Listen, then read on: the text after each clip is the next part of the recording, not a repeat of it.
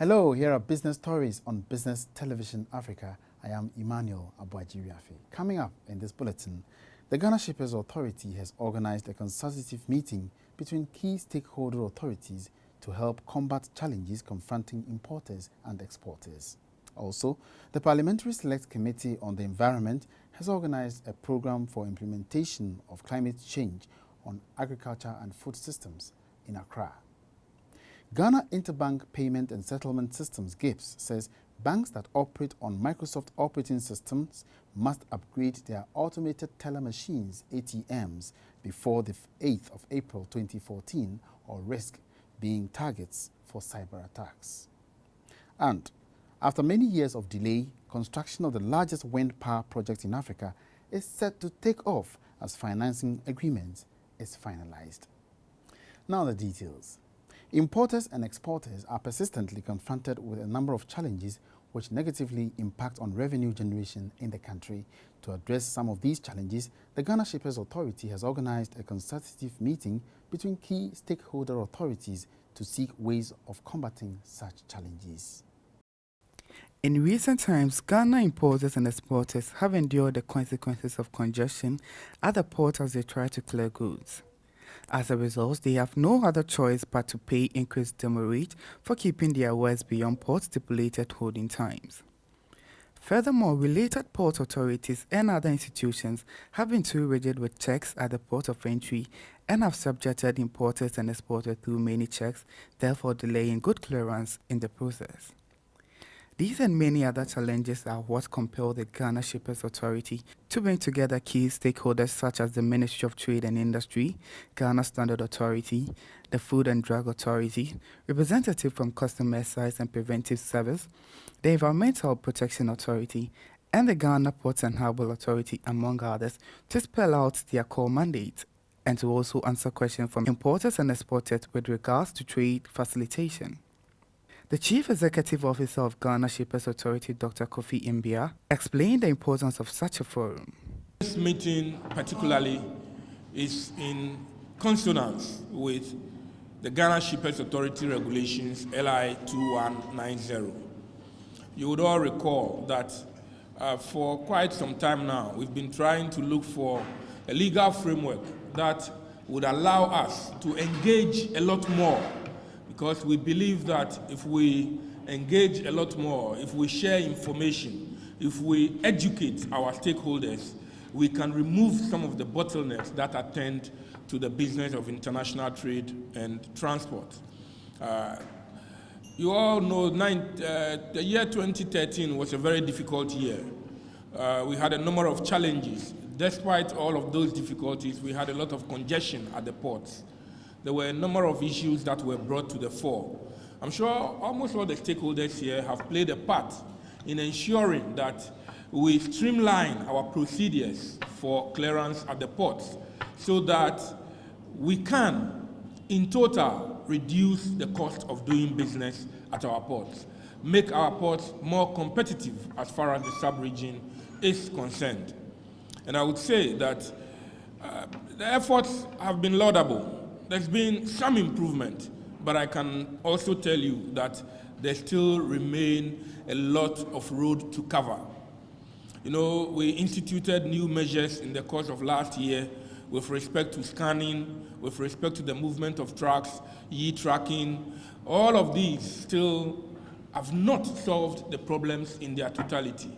Recently, I had opportunity to meet with the executives of the Greater Accra Shipper Committee, and they brought a number of problems to the fore. So, looking at the mandate given us under LI 2190, the regulations, we thought it would be appropriate to hold a consultative meeting such as this, highlight some of the key issues, those that we believe we can address by ourselves through education. We provide that education to the other players, because we have here those who provide the services and those who consume particular services. The idea behind this interaction is to ensure that those who provide the services can provide adequate information for those who consume the services. So the consumers of the services become aware of the procedures which have been outlined and which are being followed. We still continue to have a number of challenges in that regard, especially when I talk about the destination inspection companies and the complaints which we receive regarding importers and exporters. We have emphasized that we need to get to the stage where importers can beat their chest and say, my invoice is genuine, and I believe it is 100% genuine. My declaration is genuine, and it's 100% genuine. We want to get to the stage where the DIC can say, they beat their chest and say, when you drop your document here, in 12 hours, you would get your document back full and complete. Those are the things which we outline, which should be benchmarks that we should be aiming at. I keep saying that going forward, we should be looking at an industry that allows people to sit in the comfort of their offices, do all their entries, make their payments in their offices, and only have a driver drive their container to where they need them to be. That is where we ought to be getting to. We need to get to a stage where once you have imported and you are informed that your goods have arrived, you know that at most within 24 hours, your cargo would be on the premises or the location where you want it. And I believe this consultative machinery should help us to figure out some of the key elements that we need to address to streamline the process so that we create efficiency for the business. That efficiency should lead us to reduce the cost of doing business and consequently make us competitive not only within West Africa but in the global arena. Various bodies and agencies were also given the opportunity to explain how they operate and the challenges currently confronting them. First thing for any importer is to register. We realize people who are not registering. We want to know the importers and do risk analysis for the importers as well as the products and the origin of the product. I'm sure you are aware that certain products, when they come from certain countries, you will want to withdraw from them. Certain products too, you want to withdraw from them. And certain importers, the way they behave, we should know them. So you register. Registration is not closed. It is opened throughout the year. All we are saying is pick a form, register, tell us the products that you want to import. The first three, you can add to the list any time. But people do not do it. So we found a way out. We've linked up with GCNet. If you are not registered, the GCNet will not make itself available for you to clear your products. And you see people running to us. At the last quarter of the year, you just give us an idea. Even if you say you import fridges and you are not importing fridges, you can inform us, we will change. That's why I said it is not closed. It's open all the time. So let us know. So the first thing, for the miners, I don't think we have a specific, it is the same procedures that the miners will have to follow. Register with us, tell us what products you are bringing in throughout the year, and the list which is opened, you can add to it, you can take it out. So additions and subtraction is opened. And the procedure after you've registered, the standards, we are not using standards. And my friends, if we don't go by standards in all aspects of activities in the country, we are bound to fail. People have used standards in everything. Doctor was telling us, when they want to do microanalysis or whatever, they have a standard, they go to where they have to go. After you have registered, you should buy the standard. It is not expensive. Buy the standards, know what the specifications are required for whichever product you want to buy, and then make a contract with the supplier. So that when it comes, because before your products will be accepted in, the first thing is certificate of analysis of conformance. That is the only way we can say, the basic principle of the destination inspection is based on conformity assessment. That is indirectly or directly finding out whether a product or a service or a person or whatever, or procedure or system conforms to what? Applicable standards. So if you don't, and we are asking you to bring certificate of analysis or certificate of conformance to cover your product. And the delays we have, and the delays you want for yourself is when you don't add conformity of assessment, certificate of analysis. So samples will have to be taken because the principle is based on what? Conformity assessment. We'll take samples and have it analyzed, but we have to do it in such a way that we don't waste your time. So that is it. And then the labeling. We are having a series of problems with labeling of goods. And therefore, but we've gone around this thing. If the quality is okay and the product is the labeling, we allow you to what? Take it from the port, put it in a warehouse, and then we supervise the relabeling. But we are thinking twice. Some of you, especially, let's take the CFL bulbs. 85 watts. And the higher the wattage, the higher what? The price. We test 85 and it's giving us 30-25. We ask them to go and relabel. They've already made the box. So what do? They put a sticker there. Sometimes the stickers that can be removed without harming the packaging material. So now, maybe I'll take this opportunity to tell the importers. First, relabeling. Second one, no third relabeling. You can relabel when you change the box and make sure that the product whose wattage is 25 is on the box, not a sticker. Because you are deceiving. It is fraud. You are telling the consumer the bulb you are selling to him is 85 watts, but in actual fact, from testing, it is only 25. Just because the importer does not give the standard specifications. So these are some of the things. The labeling is a problem for us. Some come in languages which are foreign. We don't understand. So the question we ask ourselves at the standards bodies, are those importers or they are shoppers? Because if I go to Russia and I'm buying a super, most of them will be in Russian language. So when I bring it to Ghana, what do? And you are asked to relabel, and there's a waste of time. So I will expect that the importer, fine, you may want to buy it from the supermarket because maybe the price is, but make sure the labeling is done. It's a requirement. It's English and in any other language, because we don't have only English people living here, but majority are English-speaking people. So give us the language that we understand, because the labeling is to help us to alert the consumer. Some people are allergic to certain ingredients. Some people don't want other things. Tell us so that when we are buying, we buy our money's worth. So we go through these things. You give us the information. When the product comes, we only do conformity assessment with other stakeholders at the port.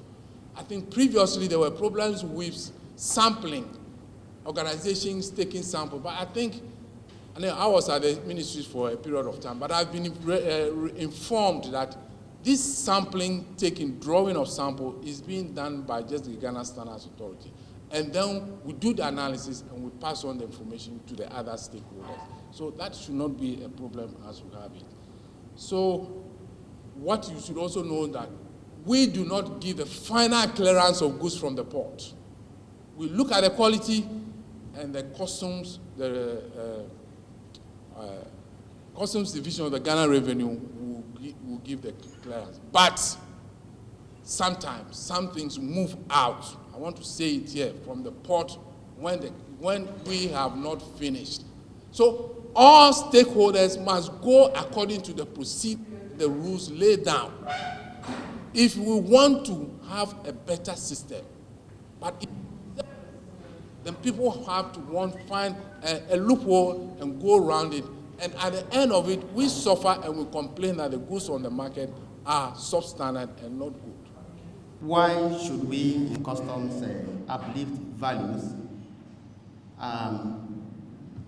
particularly when the importer of the goods thinks he has provided with the price at which the goods has been purchased, or because the destination inspection companies have done valuation and therefore you expect that they should have provided, or they would have provided, the value that we need for purposes of customs taxation. The issue goes to the core of the matter is about the challenges involved in valuation.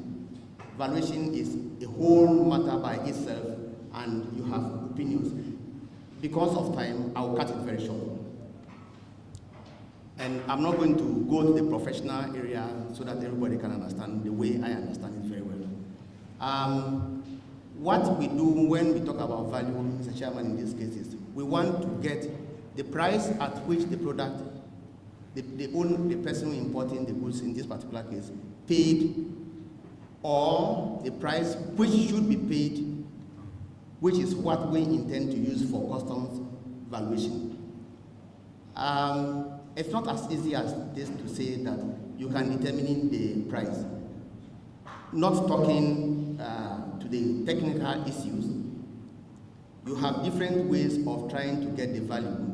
You are either in touch with the supplier, and therefore you can confirm that the invoice which the importer has provided is the actual invoice or the price sold to the person.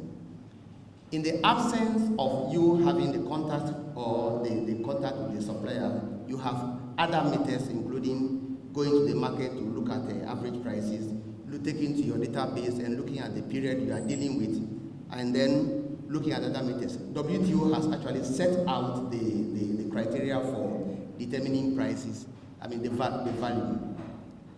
What I will say here is that in our case, one, in a number of cases, you will determine that, or let me talk about us and the DICs. While we always try to agree with the DICs, particularly because we think they are doing the good work, we will also understand that they work based on the documents they receive. The evaluation is based on documentary check, what they see in the paper provided. One of the reasons that will uplift the value is when we go to the field to look at the product itself, when we conduct examination, and then you can see that what is on the ground and what is on the document aren't the same. The man has brought, let me say, an LCD television set, but describes it as just a normal TV. If he doesn't add the other component which describes it fully, the DICs may not be able to know what exactly it is. So we don't fault them in this case. It is only when you conduct physical examination that you will be able to tell. Again, like I said, beyond that, you need other information to do valuation. Sometimes they make mistakes, even when we also make.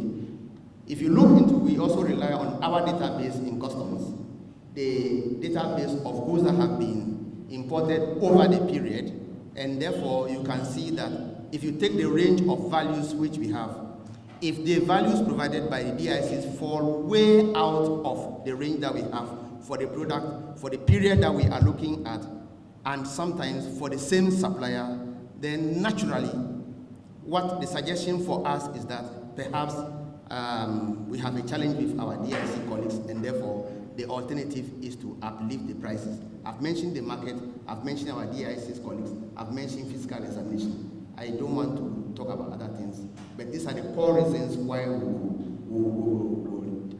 we are connected to the GCNet, and we do all our approval online. Even now we are encouraging the importers to submit all their documents online, but some of them still find it difficult, to scan the documents and submit them. So they are the ones who still come to our office with hard copies. But we don't need those hard copies, because when they put the entry in Tema or in the Kotoka or the Takrady, we also receive it at our office. We were one of the first agencies to connect to this GCNet. So I don't know why people have to go, forward and backwards. And we have got a bank, EcoBank, which receives our payment for us. And we also have an accounting software.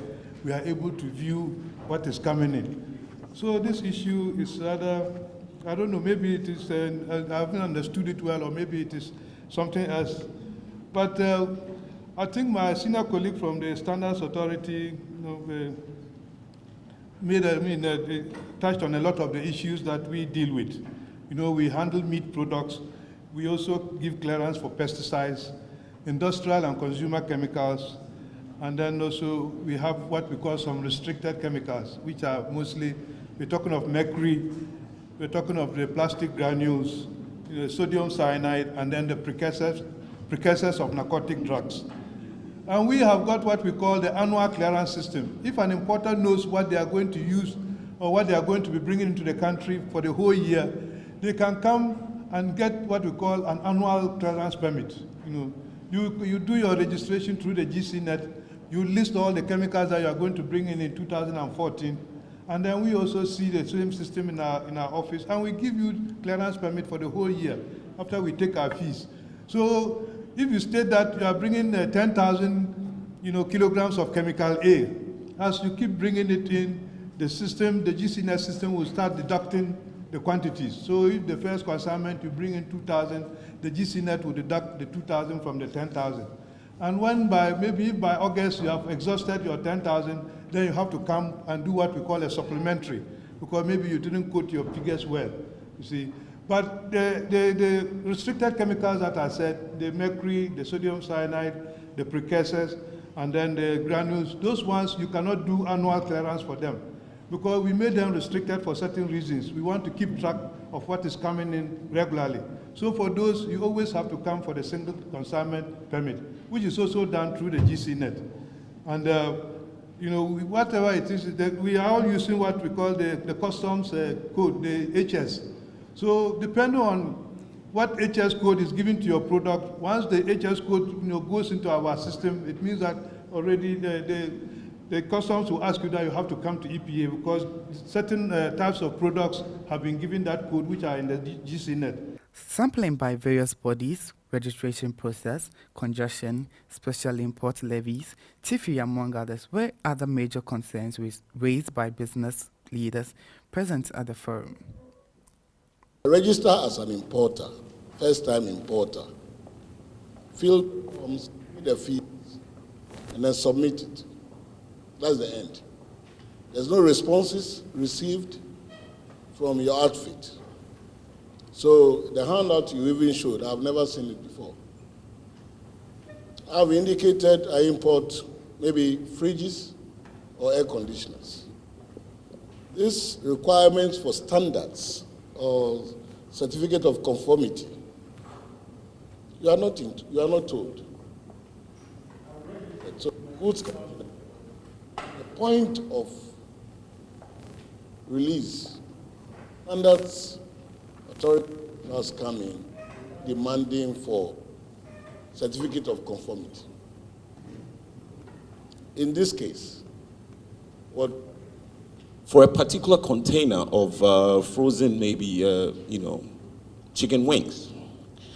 Now you have the FDA drawing samples, you have Standards Board drawing samples, you have EPA drawing samples, and you have the Atomic Energy drawing samples. I could tell you for a fact that I know that EPA does not directly even do any analysis on the samples that are taken. It is taken to the Ghana Atomic Energy, and they do the analysis and just give the report to the Environmental Protection Agency. So you wonder where the samples go. Is Food and Drugs Authority doing any direct analysis on the samples that is drawn? Standards Board, I can stand up for it and say that did. So, when it comes to the number of samples that are being picked, it might come to Standards Board that, they are picking only 2 boxes for a container.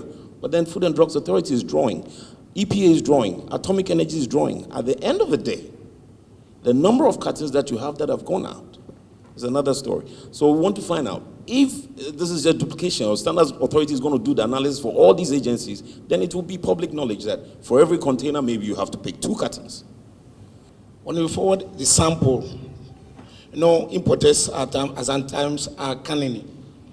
When these samples are brought to you and you certify that it should be brought, and he decides to bring different things, how do you detect or check? Secondly, I want to how different is your functions to that of Food and Drug Boards?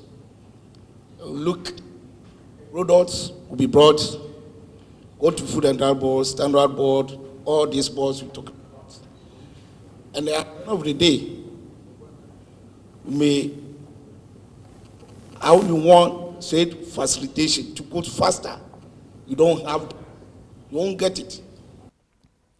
At the end of it all stakeholders called for more collaborative relationship, while participants were also assured that concerns and suggestions raised will be presented to the appropriate authorities. These organizers believe will go a long way to help solve the situation. Meanwhile, at the forum, Business Television Africa sampled the views of some business executives to find out whether they are satisfied with the response given by representatives of the various authorities. I think that all the presentations were okay, were good, and the interaction is good. The thing is that if they are going to act on them, it's always our issues. Is it not just a talk shop, another talk shop? So basically, with all the presentations that have, gone on, I think they're quite useful, and we hope that they're going to take them in their stride, and then they're going to use them. My fears is it still comes back to, because most of these things are kind of policy issues, and most of the time, the presenters do not actually have those powers to, either change this policy or affect these policies. So those are the fears, whether when they take these things back to their managements and so on, they actually act on them is another story. So I'm just hoping, it comes back to the same thing as just not another talk show. Some of the agencies and the institutions have to go and address the issues that we talked about. EPA, about this permit issue. There was a typical example. The officer in charge was saying that he has difficulties obtaining the permit, and he enumerated it. Yet the representative of EPA was denying it. You pay, you go there, you have to travel all the way from Tema to Accra EPA office for the permit. And then the permit has to come online. You go back, it is not there. Anytime, you cannot call. You have to go back. And he was standing here denying it. Meanwhile, there were witnesses. It wasn't only one person. They have to address that issue themselves. I believe they have registered members. The importers are registered. Anglo Gold is a registered company under EPA. And you have their contact. So even if they have a mistake in the entry, as you are saying, you should call them or send them a text for them to address it. But if you decide to dump it somewhere, for him to be always moving from Tema to Accra for one issue, then we are not making any headway. So I'm satisfied with the way they have addressed it, but they should go further. You see, this since we have been meeting them, we have been talking about it, and every time they don't have a follow-up. That is my only problem. My only problem is that when the issues and concerns are raised and they are addressed, there should be a follow-up so that we will know that we start from here, we've reached here, and we will continue to this place. But most of the time, after finishing, nobody follows it up. Well, this one, it seems the people involved have expressed much concern, and as the moderator said, they are going to produce a paper which they will give it to all the people who came around, and then from there, I think we can take it out from there. Well, it has been a very good forum and well represented by the various stakeholders. And I think the issues raised are also very pertinent to the industry. And we are hoping that now that the Shippers Authority has the legal backing, such forum will be something that will help so that both shippers and all stakeholders in the industry can have a common understanding of what to do to enhance the advancement of this industry. What has happened most of the time is that we end up most of the agencies doing things on their own. There's no collaboration, so they take their time to do it. The others are also doing their own thing. So with such forum, they bring all of them together, and through that, there is a level of cohesion in the activities that at the end of it all, it benefits the shipper.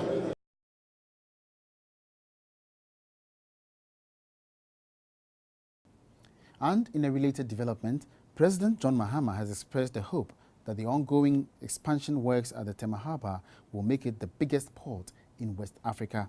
The president has inaugurated 9 new gantry cranes at the Tema port, an investment of nearly $50 million aimed at improving the efficiency of this terminal.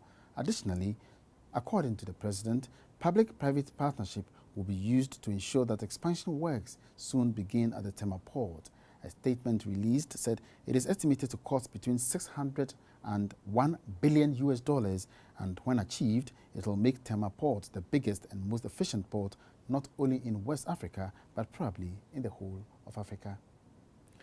The Parliamentary Select Committee on Environment has organized a program for implementation on climate change on agriculture and food systems in Accra. The objective was to enhance capacity for climate change and variability-related research and development towards achieving food and nutritional security. Professor Chris Gordon, Director of the Institute for Environment and Sanitation Studies at the University of Ghana, Legon, noted that the effects of climate change will impact on every sector of the economy. The agri sector is a major contributor to the socio-economic development in Ghana. The sector is second only to the services sector with about 30% of gross domestic product. Several studies have indicated that agri and food systems in Ghana. Experts, however, believe that at the rate by which the climate is being affected as a result of climate change, food production could seriously be affected and in the process affects food supply. It has been observed that climate change and agriculture are interrelated processes, both of which take place on a global scale. Agriculture has been shown to produce significant effect on climate change, primarily through the production and release of greenhouse gases such as carbon dioxide, methane, and nitrous oxide, which also destroys the ecosystem. During a discussion at a program organized by the Parliamentary Select Committee on Environment, it was revealed that $35 million will be used to finance projects on climate change between 2014 to 2020. We have issues of climate risk that can affect business. If you are not climate-proof to your business, for example, if you're doing something on food production and your value chain does not factor in the volume of your inputs, you can be affected. But at the other side of the spectrum, you have issues related to the opportunities of climate to business. You have many aspects of this, one of which is renewable energies. The other is in climate-friendly methods of running businesses, improved efficiency in operations. Basically, there are a number of opportunities that companies outside Ghana have managed to bring to bear in such a way that they have maximized the value of the climate dimension to their businesses. Basically, people have now got what they call green business, which focuses around those climate-compatible technologies that can be used in such a way that the company can make profit and provide employment. So as I said, we have two facets. One is the negative impact that climate can have on businesses. The second is the fact that there are many opportunities that businesses can take from climate. There is a third dimension of this. That is, there's significant funding available internationally through the Climate Fund, the Adaptation Fund, the Green Fund, the CDM mechanism, which is actually available to governments and through governments to companies on approaches to mitigate or adapt to climate. A director at the Institute of Environment and Sanitation Studies at the University of Ghana, Professor Chris Gordon, tells Business Television Africa that there are green businesses which focus around climate and compatible technology that can generate profit and provide employment.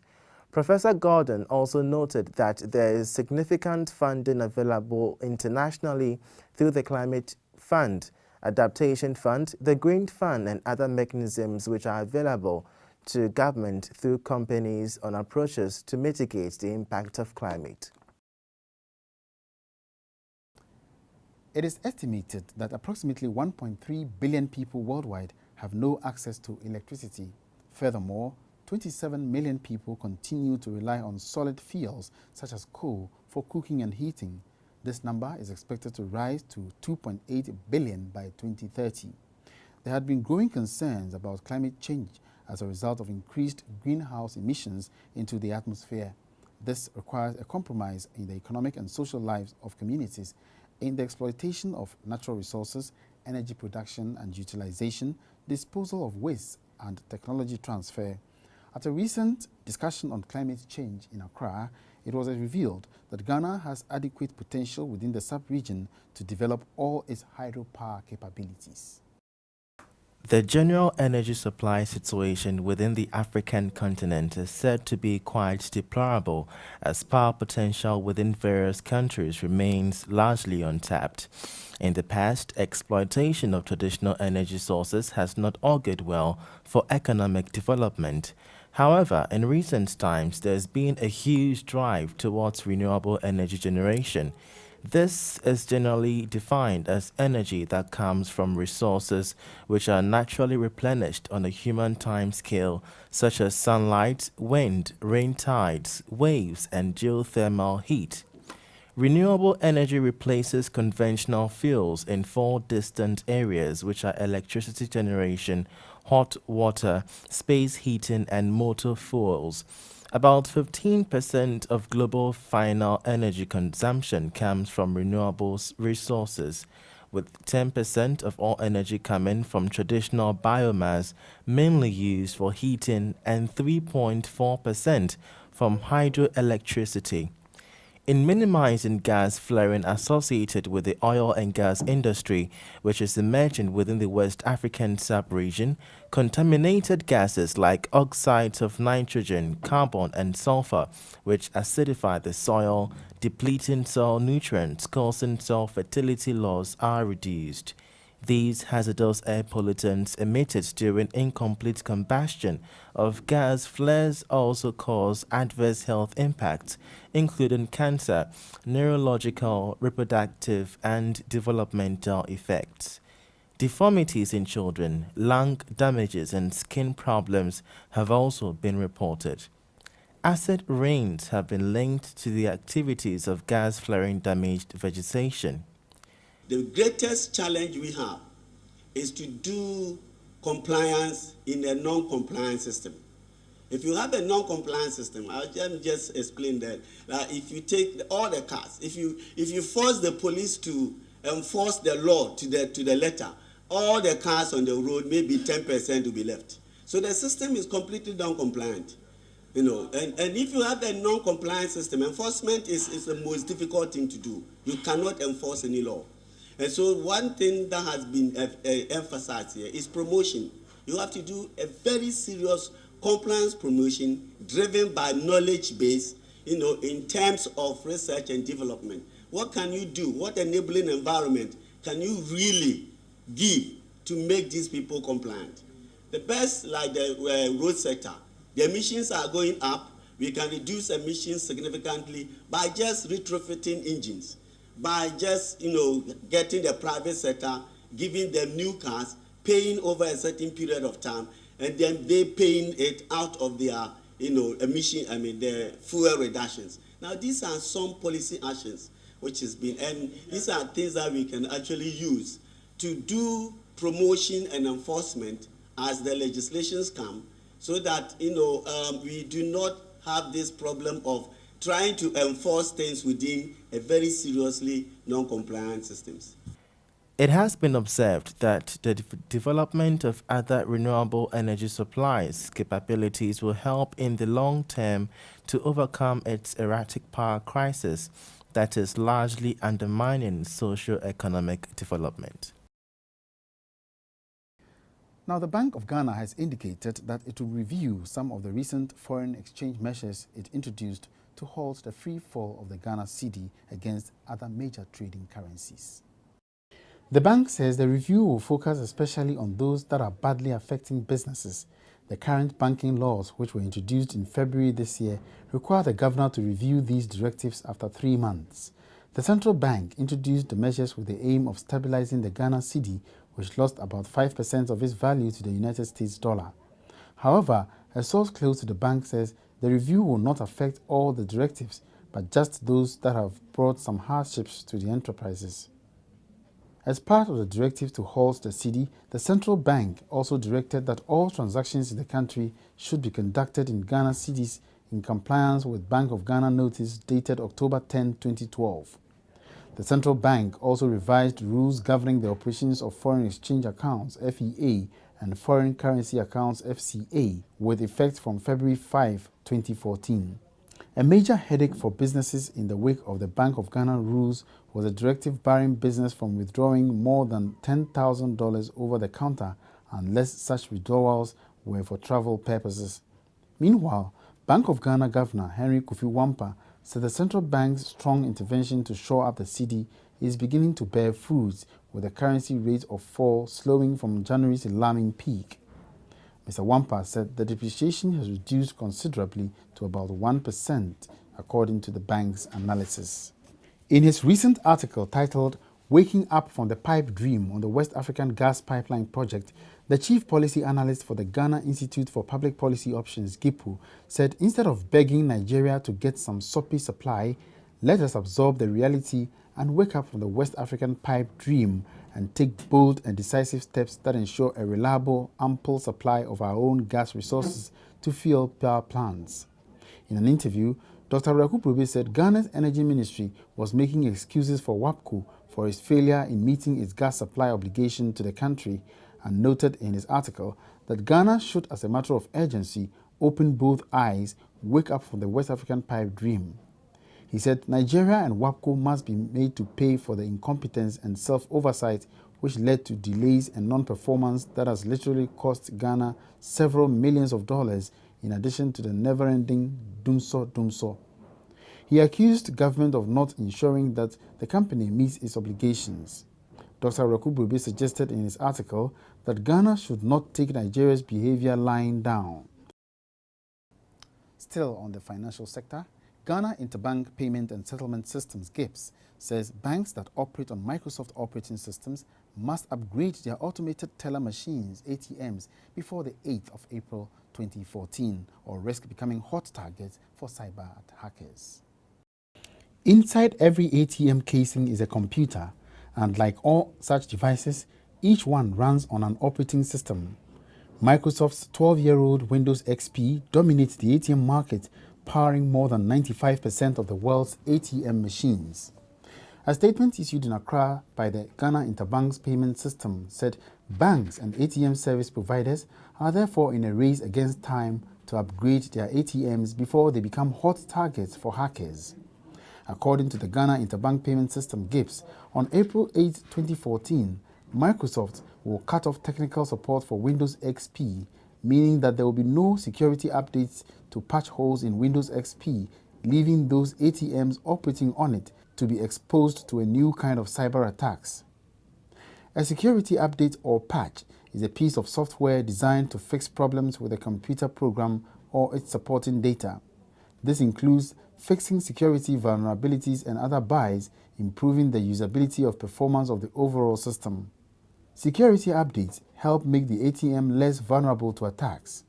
Windows 7 operating system became available in October 2009, and therefore banks have no excuse but to update their system to avoid exposing their customers to hackers.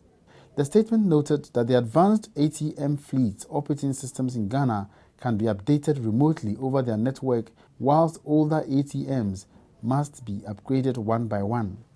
ATMs might either have their components upgraded or discarded altogether if they do not have enough computing power memory to run the newer operating system Windows 7. GIPS warned that banks and other ATM service providers who ignore the deadline will continue to function but will become more vulnerable to attacks. However, Microsoft will continue to release patches that will protect computers running on XP for malware until July 2015, but only for the Microsoft Security Essentials. The statement added that users will need to have downloaded Microsoft Security Essentials before April 8 if they require access. Banks and ATM service providers in Ghana will therefore have to ensure that they comply ahead of the date. Construction of the largest wind power project in Africa is set to take off as financing agreement is finalized. After more than 8 years in the pipeline, the Lake Turkana wind power project has now gathered sufficient winds in its sails to take off. This follows the signing of financial agreements between the Kenya government and various development partners towards the 75 billion shilling 300 megawatts power project. Once it is complete, it will be the largest wind power project in Africa. Our lenders in this project are several, and they include FMO, DEG, PTA, EADB, EKF, EIB, and Proparco. The European Investment Bank is contributing 200 million euros in senior lending to the project. And on top of that, it also provides 25 million in a preferred equity stake.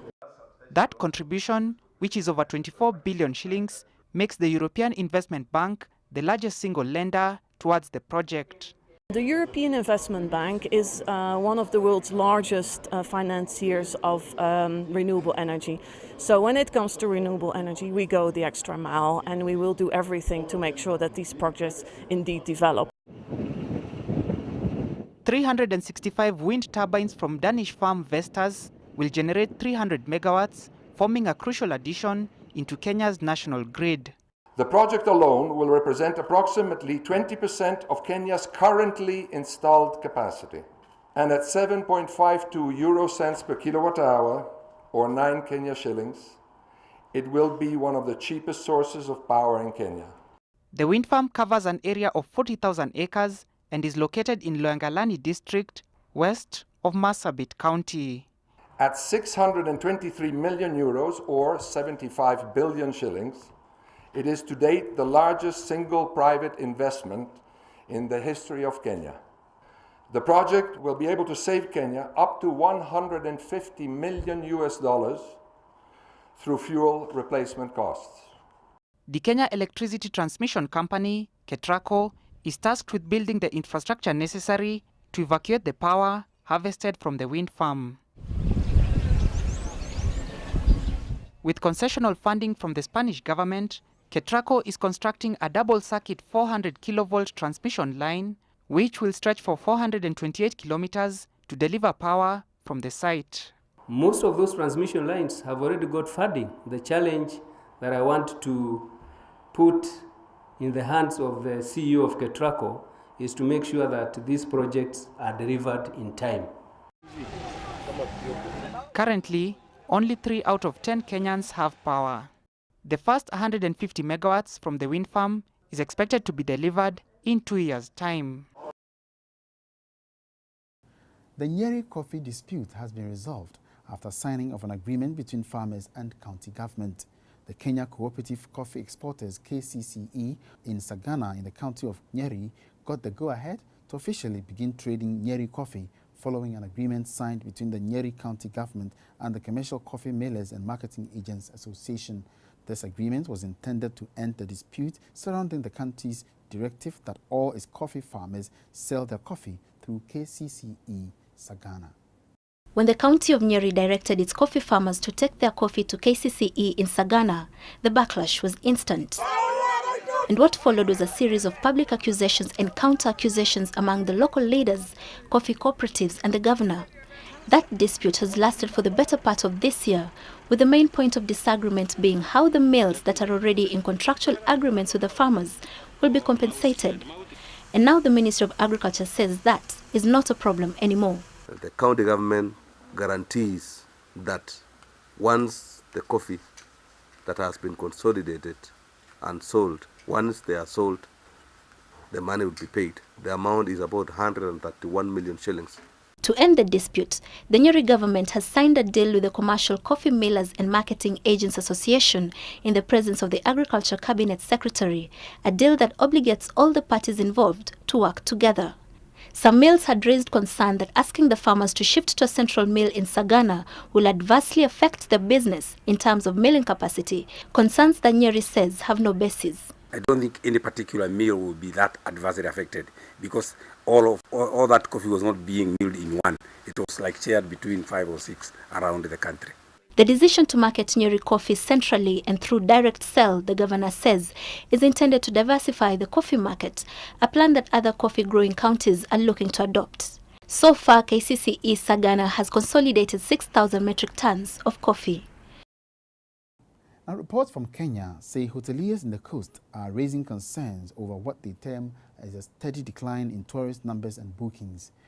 Insecurity or fears of it is said to be the latest cause of the decline in numbers of foreign tourists, though hoteliers are drawing some consolation from the apparent rise in numbers of local tourists.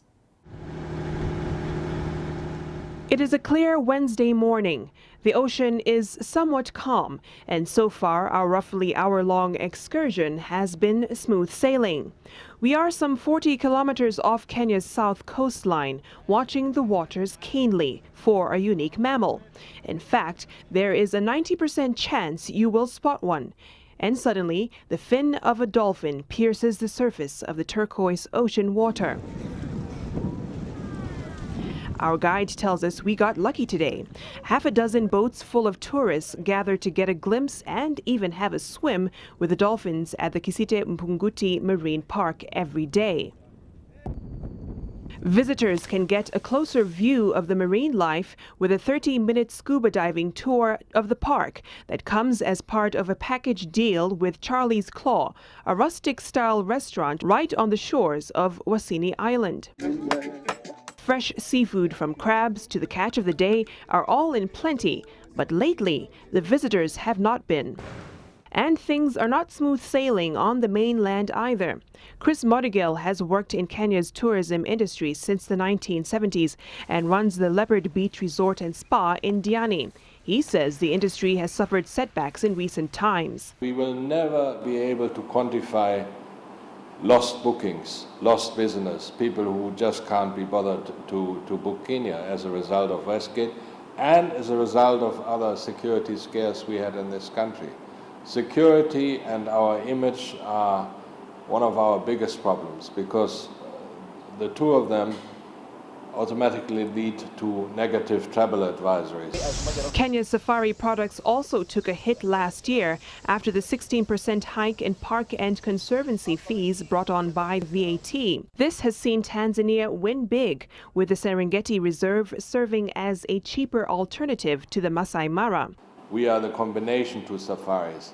The days when Mombasa accounted for 60% of all arrivals in Kenya, those days are gone. But that doesn't mean they cannot come back. Last year, Diani Beach made CNN Travel's World's 100 Best Beaches list, ranking 56 for its pristine shores, seaweed-free waters, and coral reef. But even with Kenya's picturesque beaches, funding to market them is lacking. GOK funding is to the tune of 745 million Kenya shillings. In 2012, Kenya spent 1 billion shillings to market itself. This is compared to South Africa that spent 2 billion shillings and Egypt's 3.5 billion shillings. Kenya's tourism sector has faced a series of booms and busts over the years, not having fully recovered from the impact of the 2007-2008 post-election violence. The Ministry of Tourism and stakeholders are, however, borrowing a leaf from South Africa that has managed to really leverage on business and conference tourism to buffer against the seasonal slumps. One big facility will be built at the cost that will cater for 5,000 delegates at any one sitting, and also an exhibition center. We think this will attract a totally different tourist, one that will come to, for conferencing, a tourist who will spend a bit more. Efforts are being made to revive Kenya's tourism sector and return it to its former glory through the newly formed Tourism Recovery Strategy Committee. My vision for 2014 is to survive. The next 5 years very much depend on the political will, how best our industry can join forces with the government to turn the ship around. And both of us ready to invest, because without doing so, we will sink and a lot of people will lose jobs. Members of the public and civil servants can now access supplementary details about their Integrated Financial Management Information System, IFMIS, at the click of a button following a revamp of the IFMIS website. As currently designed, the public will, however, not be able to monitor how their counties spend funds through the website. Unveiling the strategic plan for the Integrated Financial Management Information System, IFMIS, runs up to 2018. IFMIS is an automated system which enables government departments and agencies to manage their finances through an online platform, hence curbing misuse of funds. All the 47 counties are now connected to the IFMIS system, which they are using for their transactions. The previous method of handling finances through a manual system was prone to abuse, resulting in the misappropriation of funds. The Controller of Budget had this to say about the adoption of IFMIS at the county level on the 23rd of January this year, when she appeared before the Senate Committee on Finance. There are others that are deliberately using the manual system. Yes, deliberately using the manual system when the IFMIS system is working. I sought to find out the current level of uptake of IFMIS from the Cabinet Secretary at the National Treasury. I think 90% or 95% they are actually using IFMIS, just a few eaches, but that is because of the connectivity challenges. IFMIS was launched in 2003 and underwent significant changes in 2011 to make it more effective. That's the IFMIS homepage. The Cabinet Secretary for Devolution and Planning, Anne Waigoro, was instrumental in having IFMIS gain traction within government circles in her previous role at the Treasury in the last government. Now moving across to the north of Africa, a North Korean flagged oil tanker that a Libyan militia illegally loaded with crude oil has returned to Libya. U.S. forces seized a vessel last week off the Mediterranean island of Cyprus, stopping an attempt by Libyan rebels to sell the crude oil in defiance of the government in Tripoli. Rebel forces in the eastern Libya port of Sid had loaded an estimated 234,000 barrels of oil onto the Morning Glory, worth around $24 million. The return of the tanker is a rare victory for Tripoli, which is struggling to end a port blockade by rebels, one of many challenges facing the central government that has failed to secure the North African country 3 years after the fall of Muammar Gaddafi. Meanwhile, North Korea has denied responsibility for the tanker. And on that note, we draw the curtains down on our business stories. Now, before we finally go, another look at our headlines. The Ghana Shippers Authority has organized a consultative meeting between key stakeholder authorities to help combat challenges confronting importers and exporters. Also, the Parliamentary Select Committee on the Environment has organized a program for implementation of climate change on agriculture and food systems in Accra. Ghana Interbank Payment and Settlement Systems, GIPS, says banks that operate on Microsoft operating systems must upgrade their automated teller machines, ATMs, before the 8th of April 2014 or risk being targets for cyber attacks. And after many years of delay, construction of the largest wind power project in Africa is set to take off as financing agreement is finalized. Thanks so much for your company. My name is Emmanuel Abuaji Rafi.